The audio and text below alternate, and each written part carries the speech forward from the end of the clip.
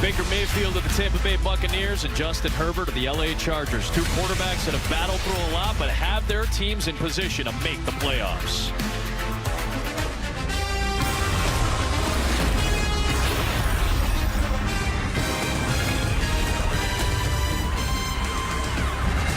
Cross-country trip for Baker and the Bucs, sitting at the top of the NFC South, trying to lock up a playoff spot while the Chargers are in great position. Maybe they could lock up a spot by the end of this week.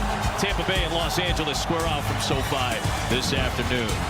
Welcome inside the broadcast booth. Adam Amin, Mark Sanchez, Christina Pink is down on the field. So Tampa Bay, 3 straight wins. Atlanta Falcons, 4 straight losses. The division is now flipped. Tampa Bay is in great position to get to the postseason. And if their running game continues to help Baker Mayfield the way they have, they're going to be a dangerous team going forward. And it really has been an identity shift for the Tampa Bay Buccaneers. And credit Liam Cohen for finding what his team is good at. Remember, the last 2 seasons, this team was bottom of the league in rushing attacks.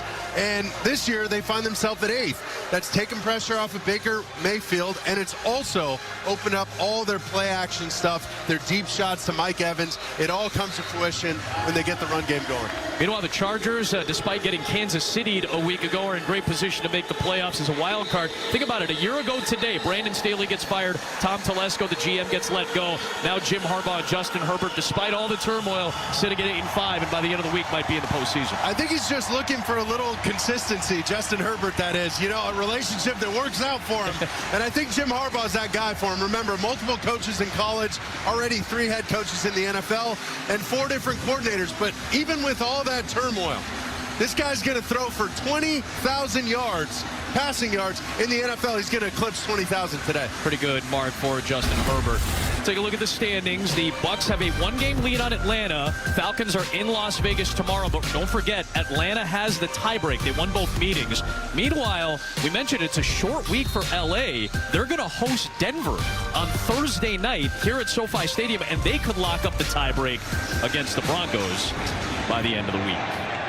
Tampa Bay won the toss, and they want the ball first, so we'll see Baker Mayfield and company at the 30-yard line. We'll say hello to Christina Pink with some personnel news for both teams. Well, yeah, a lot of players on the injury report this week, including Bucs leading rusher Bucky Irving. He tells me he's fine, but the Bucs will not have star safety Antoine Winfield Jr. Now, Justin Herbert gets back his favorite target in Ladd McConkey, but he won't have Will Dissly to throw to today. Herbert himself was on the injury report earlier in the week with an ankle and a thigh issue, but as he told us, I played through worse, and nobody's really 100% this time of year. Ah, yes, as we hit the final quarter of the season, nobody's really feeling 100%, but the league moves on.